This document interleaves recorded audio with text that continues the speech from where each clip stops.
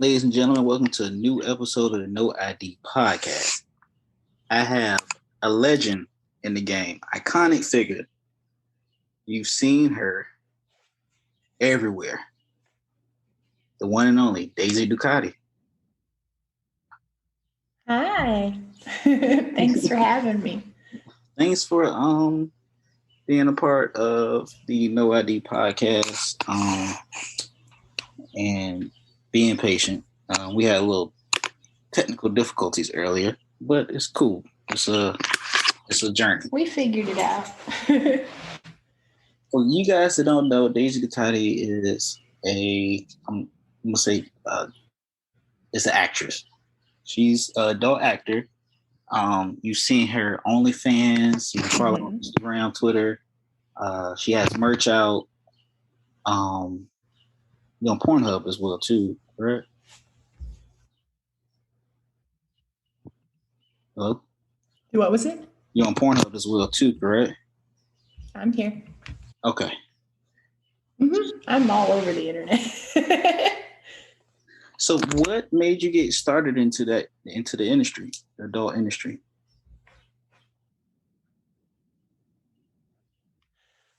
Well, so I was doing some mainstream modeling in college and offered some fetish work, and it kind of snowballed from there. Like I did a latex runway show, and then I started doing some of the like wrestling fetish stuff.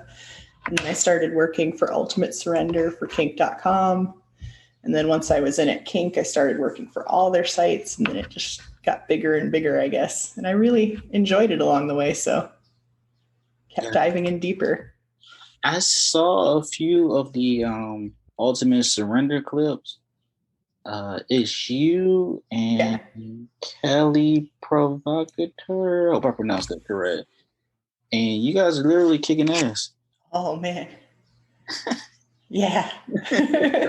It's real. A lot of people think it's scripted, but like it's impossible to script something to that level, I guess. Like we're not stunt coordinators. We're actually wrestling. So, and back in the old days of Ultimate Surrender, we actually used to get paid a little bit more for winning. So there was an incentive to win. Yeah. Your work is different, right? Because, a lot of the times you see, well, before the Pornhub made that announcement, they're going to take off any type of porn that was not verified. So those stolen clips. So you had a lot of urban clips, home like these, like somebody recorded off of flip phone clips that will pop up whenever you put it into a search. Did you start off? Well, you say you started off in fetish. Were you like more on the urban scene, or were you more like mainstream, where it's more background? No, I was doing more like BDSM and like very specific fetish work, and like clips for sale type stuff in the beginning. Lots of like femdom and latex fetish, shoe fetish, foot fetish, that sort of thing. And I started my own clip store pretty early on. Yeah, I just had a young lady on the podcast in my first episode, and she was telling me about the BDSM and the fetish porn and pegging. And it just got a whole different realm. I know people in the industry, and it's a little different. Does this, like, if somebody was recognized you on the street, have you ever had somebody like hit on you based off what they see online, or? Yeah, usually fans are pretty chill when they meet me in public. I've had a couple of strange incidents. Most people are scared to talk to me because a lot of the stuff I do is pretty extreme. And so they think I'm going to be mean, but I'm actually pretty chill when I'm off camera. But I've had people like say hi and run away, or like, or they'll pull I think I know you from somewhere, and then I have to be like, do you want me to tell you where in front of your wife? But most times people are pretty chill when I meet them in public. You know? I can only like imagine like if I was out, I'm not married, but if I was out with my wife and I saw her, you know, like, oh my God, there's Daisy. Next thing you know, just gonna complete 180. Well, who knows? Probably like watching it with them. Who knows? You know? Has that ever affected like your dating life or anything like that? You ever found somebody that was comfortable with the work that you do, or? Yeah, I mean, I have a pretty great dating life. I'm pretty upfront about what I do, and like if someone can't handle it, then I don't really have time for it, you know. Um, I don't try to hide anything or like downplay anything. I'm just me, and like I couldn't hide at this point. I'm everywhere. So, you know, just got to be down with it. That's true. I mean, it is definitely got to be down and comfortable with it. So I respect you being comfortable with yourself, and I'm gonna give you your flowers. I found out about you a couple of years ago on Instagram through Cinnamon Love. All the time. Like I'm working 5 days a week. Like my work is such a large part of my life. So, who were some of your inspirations in the industry that you followed? I really admire like Aiden Starr and Nina Hartley. They're both really good friends of mine now, and they're people that I watched long before I was in the industry. Anna Fox, I've known her since the beginning. She's incredible. Lotus Lane, also incredible. I have there's a lot of really awesome people in this industry. Have you ever ran into an incident where it wasn't? People who are not only yeah, there's a few people that I don't necessarily get along with. I don't really have any like mortal enemies, you know, but there's a couple people that like I don't necessarily need to work with. But I don't know. I try to stay pretty chill and like be professional when it comes to work. So like even if I don't necessarily want to be friends with somebody, I can usually still work with them and keep it cool. I guess there's only like one or two people where I'm like, no, I'm not going to even deal with you. I can understand. Definitely can understand. It's just like me being a comedian. There's some comedians that I do not like, but if we were on the same card with each other, you know, I'll speak to them. There is one comedian I would never deal with based off of a past experience that I had with working with them and reaching out. So if somebody wants to get started into the industry, right? Where did they start at? Because, you know, like I said before, like you see a lot of people now pulling out the iPhone and recording, and it's terrible angles, and they're just doing it just to do it. Like, how does this? I mean, there's a lot of resources online to learn video production. A lot of what I learned along the way was just from shooting on professional sets, and just talking to people and networking. And you can shoot decent content on an iPhone. You just have to know how to do it. There's like apps to control the settings, and you have to shoot it horizontally. But you have to light it correctly. But it can be done, and you can easily shoot awesome content at home with very minimal equipment, but you have to kind of know what you're doing. And there's lots of YouTube videos about video production. There's lots of resources available online for free. So I think just learning the technical aspects of like how to light it and how to shoot it and all that are really important. And then as far as like how to market it is a whole nother skill. You have to choose where you're going to upload it and then figure out like what the culture is around that site. Like uploading to Pornhub is completely different from uploading to Clips for Sale, things like that. You have to like know how things work where you're uploading, because you can't just upload something and expect it to sell immediately if you have no followers and no marketing, you know? Yeah. I Like think there's a lot of behind the scenes work that goes into it. I think a lot of it goes towards like your personality, your pictures that you upload, samples. They just got to be like a good teaser sometimes. You know what I mean? Like And I subscribed to OnlyFans and I was highly disappointed. Kind of wanted my $8 back because it was nothing. It was for a friend. It was nothing that I had really.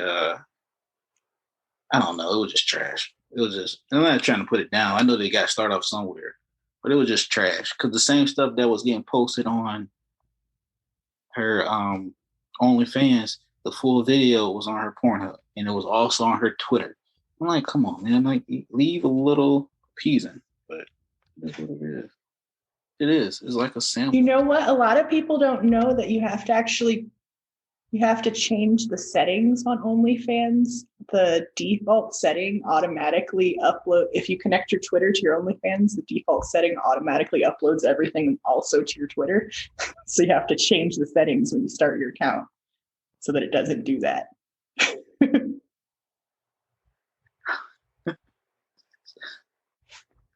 So you've done a lot of scenes, right? Like BDSM, shoe porn, foot fetish. I believe I saw girl on girl. Mm-hmm. What is like the day-to-day basis? Like who comes up with the scenes? How's this coming to fruition?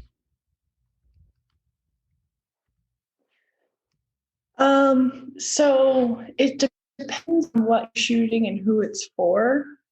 If it's for like a major production company, there's a director or a producer that chooses what the scene is about and who's going to be in it. So you usually don't have much say as a performer.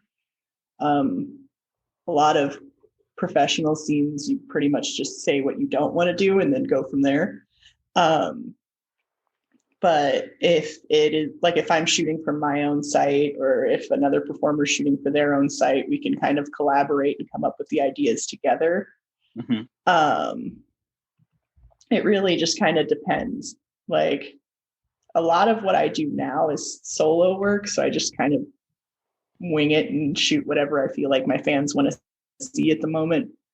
But yeah, like I said, if it's for a major production company, like a DVD release or like for kink.com or something, they just tell me what they want and I show up, you know, and I can either agree to it or not. Mm-hmm. What's like your goals as far as this industry goes? Because right now you have a strong following. You're everywhere. Are you looking to stay more on the camera? Are you looking to move more behind the scenes to do like your own production and your own network? I would like to produce more. It's kind of hard right now because of the pandemic. Like I'm trying to limit how much I shoot with other people right now. But I think once we're all vaccinated and things get a little safer, I definitely would like to start producing more. And I'm in some talks with a couple of the major production studios to start directing. So we'll see how it goes. That'd be dope. I'm really hoping that happens. How do you? And also I have been producing online burlesque shows lately. Like on your Instagram? Yeah. Or this is like pretty. No, so I do it through Zoom. I've been doing it bi-monthly because it's a lot of work goes into producing it. But it's called Doomsday Cabaret. You can follow them on Instagram, Doomsday. And I bring together all sorts of like circus sideshow performers and burlesque dancers, drag queens, all sorts of performances. And we all get together and put on a really cool Zoom show. Gotta check it out. And I've been donating all the ticket sales to sex work charities and mutual aid funds. So the last show we just had on the 6th, we donated all the ticket sales to St. James Infirmary, which is a sex worker occupational health clinic in San Francisco. and it's a nonprofit. So I feel pretty great about being able to help them out. I definitely respect it. It's great to get back because there's a lot of things I noticed about like it's a union for sex workers. There's talent agency for sex workers. I tried it. I'm not even gonna lie. I tried it when I was 18. I really tried to break into it, but obviously it didn't work out. Yeah. You know what I mean? Like it's comedy in the podcast right now at this point. It's a hard business, especially for men. Like men have the hardest time in porn, like because there's so many men that want to do porn that it's like the men are a dime a dozen. And also like the job of a man in porn is so much harder than a woman's job. Like it's really complicated for men. Is it true really that for men and also a lot of the Oh, go ahead. I'm sorry I cut you off. Say what? I said I'm sorry I cut you off. Oh, it's okay. I was gonna say a lot of the major production companies only hire the same like 3 or 4 guys also. So like they just pick who they like and stick with it. Is it true for and that's why you see a lot of the same dudes over? Yeah. Is it true that for males, like they tell you when they get an erection, they tell you when you can come? Is that true? Yeah. Yeah. So a guy's job, especially like a straight dude in porn, pretty much you show up and you expect like 5 to 8 hours of being hard. And yeah, depending on the scene and like how long it takes to shoot it, there's different camera angles, a lot of stop and go. And then you can't come too soon, and then you have to come pretty much on cue. It's a really complicated job for guys. Like I don't know how they do it. I don't think I could do it if I had to, you know. I don't know how they do it, but it's a special talent. It really is. So how does it work for the women as far as you just show up to the shoot, record, and that's it, or? Yeah, I mean, we're on set just as long, if not longer, because of makeup and wardrobe and things like that. But women have lube. Women don't have to keep a hard on, I guess. So it's not quite as complicated, but it's still a lot of stop and go and like long days. And like the camera person's like right up in your business. Shout out to them because sometimes those angles they be having, like I don't know if I was a cameraman, I would be able to shoot the angle where the dude is clapping the woman's cheeks and he's right underneath of the salad. I don't know if that would be. That's different. What's really funny is when it's like a POV scene, so it's like from the guy's point of view. Usually the camera person is like standing over the guy's head, shooting down at it. Like there's a lot of really awkward positioning. You have to really be able to get comfortable with the camera person. I honestly would be afraid from both aspects. Yeah, it's warmer and the cameraman. And it gets even more complicated when you throw bondage into the works. Like I've had situations where I'm like tied up and I have to have someone scratch my nose for me, you know? Did you ever have an awkward or weird moment while on set filming a scene? Oh yeah, tons. Tons of awkward, weird moments. There have been a couple of times, especially during bondage scenes, where I'm like tied up and there's like a butt plug in me, and then the butt plug falls out. Someone has to help me put it back in because I'm tied up and don't have my hands free. So things like that happen all the time. There have been a couple times I've squirted on the cameraman and the director. Things happen. I can only imagine, though. It seems like it's a lot of production for like a 20, 30-minute set, clip, video. Yeah. Yeah, there's a lot goes into it. And like, especially the bigger companies, like there's some very serious equipment involved, like very serious cameras and lights and all that. Like they take it seriously. And some days are really long, like the big features, a lot of the big parody features. Sometimes you're on set for like 13 to 24 hours. Like it's crazy. I saw a parody when they did Good Times that tripped me out. And Scooby Doo. Have you ever done a parody? Oh yeah, I've done a ton of parodies. I've worked a lot with Wood Rocket. I did Nardians of the Galaxy. I was Gamora in that. We did a Dragon Ball Z parody, and I was Piccolo. All sorts of shit. All sorts. Wood Rocket does some really fun ones. Their Good Times one just threw me off. They get real goofy with it. Yeah, a Good Time one. Like they had like book them. It was, I don't know. I'll check it out some other time. It was just there's a SpongeBob parody out there too. I saw that one. I saw the SpongeBob parody. Yeah, that's a Wood Rocket one. That one's like legendary. That one and the Pokemon. When I first saw, I'm gonna go back to the Ultimate Surrender. I saw the Ultimate Surrender, and it's like an actual announcement that they make. Like it's in sports. You guys wrestle. I guess who gets the most points, whoever gets pinned, is the winner, and then you guys just have sex afterwards. But in the process, I saw like you guys are trying to have sex.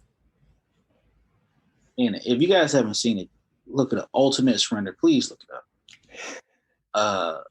Yeah. How does the preparation for that go?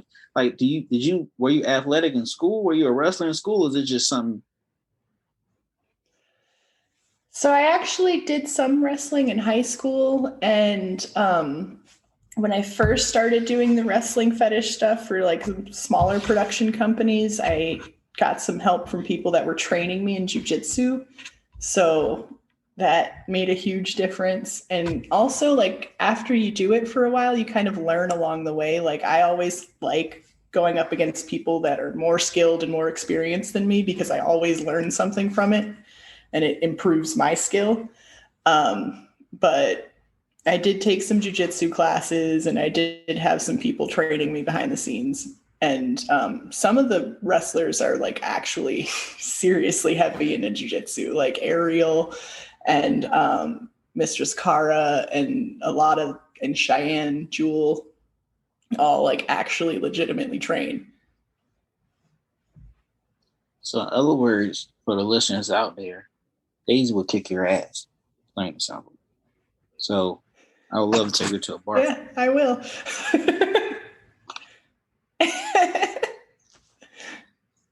And probably win too.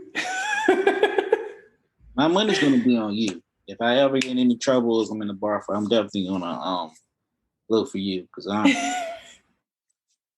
I press charges. I got your back. Appreciate you. Is there any advice that you want to give to those that are actually trying to break into the game or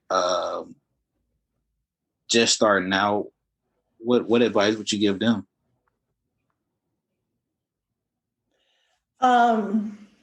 I would say focus on improving production quality, like learn how to use lighting, learn how to use your camera equipment properly, get a good microphone, focus on production quality and marketing. Marketing is really the key to actually making money in this business. Like you don't necessarily need to shoot for big companies. You don't necessarily need an agent. You can do it all on your own, but you have to know what you're doing.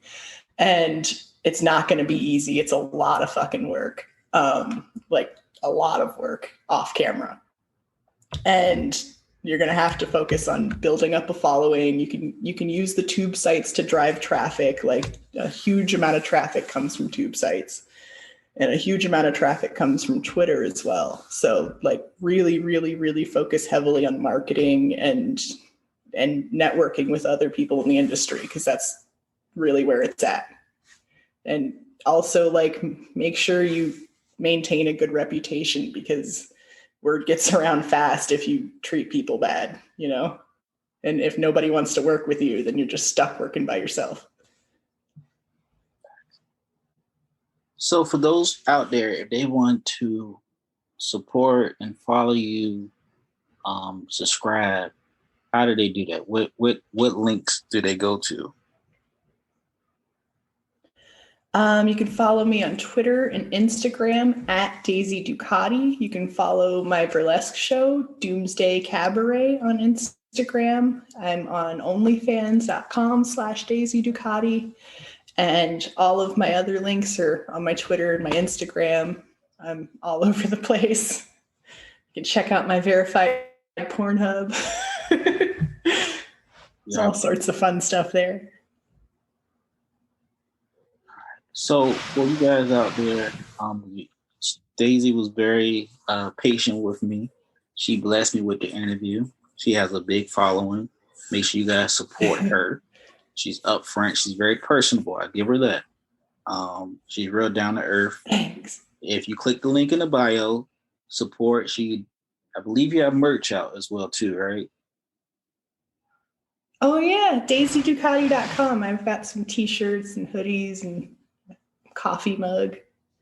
I'm gonna update that soon with more. I designed the whole thing myself, and I just made all the designs myself. So it's, again, a lot of work, but I'm gonna put some more stuff on there soon.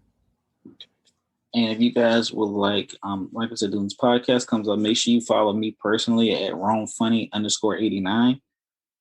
You can follow the podcast at No ID Podcast on Instagram. Click the link in the bio. I got every link to everything that I'm actually featured on. This is season 4. So we've had interesting guests up here, and this is by far probably one of my favorite interviews of season 4. So make sure you guys like, share, comment, subscribe to what me and Daisy are both trying to do.